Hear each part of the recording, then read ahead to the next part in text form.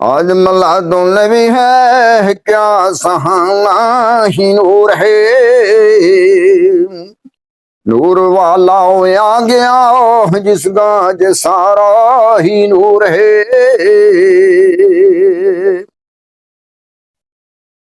अल्लाह दा रसूल ईदगाह दी तरफ ईद पढ़ाउण जा रहे आ ते रस्ते दे विच बाजार दे विच एक बच्चा रोंदा रो रहा। अल्लाह दे रसूल ने कहा, बच्चा तू रोंदा क्यों आ? रहमतुल्लाह अलैहि मीन ने पूछया, बच्चा तू रोना क्यों? उन्हें कहा, जी मेरा ना मां मां ना बाप आ।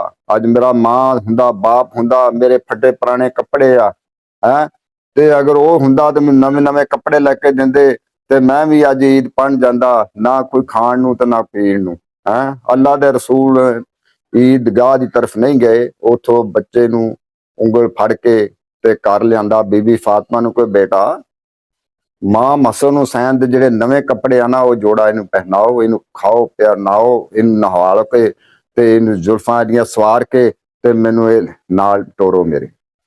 ਉਹਨੂੰ ਨਾਲ ਲੈ ਕੇ ਉਂਗਲੀ ਫੜ ਕੇ ਮਾਂ ਮਸਨ ਹੁਸੈਨ ਦੀ ਉਂਗਲੀ ਫੜ ਕੇ ਤੇ ਈਦਗਾਹ ਦੀ ਤਰਫ ਗਏ। ਅੱਲਾਹ ਦਾ ਰਸੂਲ ਹੈ ਇਤਨੇ ਰਹਿਮਤੁਲ ਆਲਮੀਨ ਹੈ, ਇਤਨੇ ਰਹਿਮਤੁਲ ਆਲਮੀਨ ਕਿਸੇ ਨੂੰ ਰੋਂਦਾ ਹੋਇਆ ਬੱਚਾ ਤੇ ਦੇਖ ਨਹੀਂ ਸਕਦੀ। ਹਰ ਜਾਨਵਰ ਵਾਸਤੇ ਵੀ ਰਹਿਮਤ, जानवरां वास्ते भी रहमत, ऊठां वास्ते भी रहमत, पूरी कायनात दे रहमतुल आलमीन अल्लाह ताला रब्बुल आलमीन, मुहम्मद सल्लल्लाहु अलैहि वसल्लम रहमतुल आलमीन। जिथे तक खुदा दी खुदाई आ उत्थे तक मुस्तफा दी मुस्तफाई आ।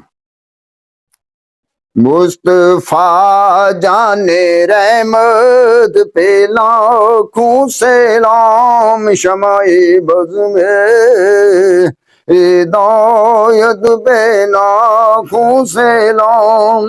जे नाम कोई काम बिगड़ने नहीं देता, बिगड़े हुए भी बना देता है नामे मोहम्मद। रसूलुल्लाह तो सदके जानो मेरी, ए फानी जिंदगी आका कुर्बान हूँ मेरी। जिदा पंज तन नाल प्यार नहीं, उन्हें कलमे दा एतबार नहीं। जिसने अपने नाने दा वादा वफा कर दिया, जिसने अपने नाने दा वादा वफा कर दिया, जिसने अपना सारा घर सपुर्दे खुदा कर दिया, जिसने जिनको बैठे बिठाए सताया गया, जिनके बच्चों को प्यास से तड़पाया गया, जिनको धोखे से कूफे बुलाया गया, जिनकी गर्दन पे खंजर चलाया गया,